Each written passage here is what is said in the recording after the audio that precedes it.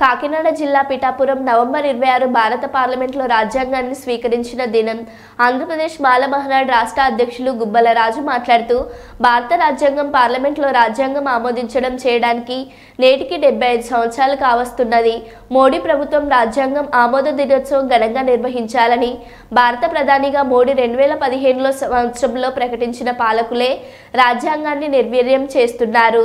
Babasaheb doctor BR Ambedkar రచించిన రాజ్యాంగాన్ని ఈ 10 సంవత్సరాల నుండి రద్దు చేసి మనువాద రాజ్యాంగాన్ని అమలుకు ప్రయత్నిస్తున్నారు. ఇది సాధ్యం కాదు కాబట్టి చాప కింద నీరులాగా అమలు చేస్తున్నారు. దానికి ఉదాహరణగా రిజర్వేషన్ తొలగించడంలో భాగంగా ఎస్సీల వర్గీకరణ చేయడానికి ప్రయత్నం చేస్తున్నారు. సుప్రీంకోర్టు ఇచ్చిన తీర్పుపై పార్లమెంట్లో లోక్సభ రాజ్యసభలో చర్చించాలి. 341 అధికారులను సవరించిన అనంతరం రాష్ట్రపతి ఆమోదంతో చట్టాన్ని రూపంలో రాష్ట్రాలకు అధికారాలు ఇవ్వాలన్నారు. అంబేద్కర్ సమర్పించిన రాజ్యాంగ ఆమోద దినాన్ని వాడవాడలా ఘనంగా నిర్వహిస్తున్నారు. ముఖ్యంగా 2015 సంవత్సరంలో మోడీ గారు ఈ భారత రాజ్యాంగాన్ని ఆమోద దినాన్ని దేశవ్యాప్తంగా ఘనంగా నిర్వహించుకోవాలని ఆ రోజు మాట ఇవ్వడం జరిగింది. కానీ ఈరోజు ఆ విషయమే ఆయనకి జ్ఞాపకం లేనట్టే వ్యవహరిస్తున్నారు దేశ ప్రధాని మోడీ గారు. ఈ భారత రాజ్యాంగాన్ని ఎంత వీలైతే అంత తొందరగా మార్చి పడేయాలనే ఆలోచనతో ఈ బీజేపీ ప్రభుత్వం ఉంది. దాన్ని నేరుగా రాజ్యాంగాన్ని మార్చే అవకాశం లేదు కాబట్టి మనువాద రాజ్యాంగాన్ని తీసుకురావడానికి అనేక మార్గాలుగా ప్రయత్నాలు సాగుతూ ఉన్నాయి. అందులో భాగంగానే ఎస్సీ వర్గీకరణ అంటే రిజర్వేషన్ ఎత్తివేత. కాబట్టి సోదరులారా, ప్రతి ఒక్కరూ గమనించండి. ఈరోజు ప్రజాస్వామ్య వ్యవస్థ, సౌమ్యవాద వ్యవస్థ, మొత్తం లౌకికవాదం, ఫెడరల్ వ్యవస్థ ఈ దేశంలో లేకుండా చేయాలని మోడీ ప్రభుత్వం ప్రయత్నం చేస్తుంది.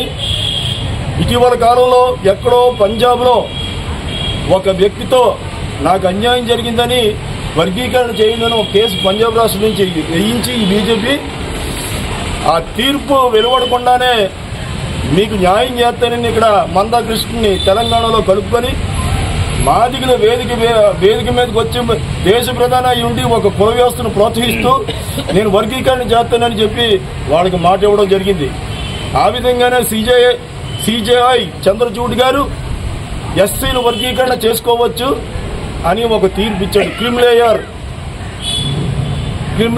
అంటే ఇంక రిజర్వేషన్ పోయినట్టే. ఎస్సీలో బాగున్నామని తీసేయాల. ఇది ఒక వంక. ఇది అంటరాని జాతికి ఇచ్చిన సామాజిక అసమానతల కొలతతో ఇచ్చిన రిజర్వేషన్. ఇది 341 ఆర్టికల్ పార్లమెంట్లో సవరణ చేస్తేనే కానీ అది సాధ్యం కాదు.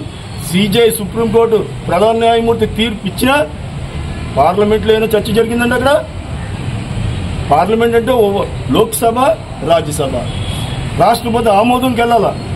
ఇదేమీ జరగకుండా ఇక్కడ చంద్రబాబు నాయుడు గారు జిల్లాల వారీగా రిజర్వేషన్ చేస్తానంటున్నారు. ఇది ఎంతవరకు సబబు? ఏకసభ్య కమిషన్ ఏర్పాటు చేశారు. దీన్ని మేము తీవ్రంగా ఆంధ్రప్రదేశ్ బాల మహానాడు తరఫున తీవ్రంగా ఖండిస్తున్నాం. ఆ కమిషన్ వెనక్కి తీసుకోవాలని చెప్తున్నాం. మోడీ గారికి చెప్తున్నాం, రాష్ట్ర ప్రభుత్వం చెప్తున్నాం. పార్లమెంట్లో చర్చ జరగాల. ఎస్సీ వర్గీకరణ చెల్లదు. డాక్టర్ బాబాసాహెబ్ అంబేద్కర్ చెప్పినట్లు చట్టం చేయాలా, పార్లమెంట్లో 347 సవరణ చేయాలా. అలా కాని పక్షంలో ఈ బిల్లు చెల్లదనేసి ఈ సందర్భంగా మీకు అందరికీ తెలియజేస్తున్నాం. దీనికోసం మేము అంబేద్కర్ వాదులుగా ఎంత దూరం అయినా వెళ్లి ప్రాణాలను అర్పించి ఈ వర్గీకరణ చట్టాన్ని అడ్డుకుంటామని ఈ సందర్భంగా తెలియజేస్తూ ముగిస్తున్నాను. జై భీమ్.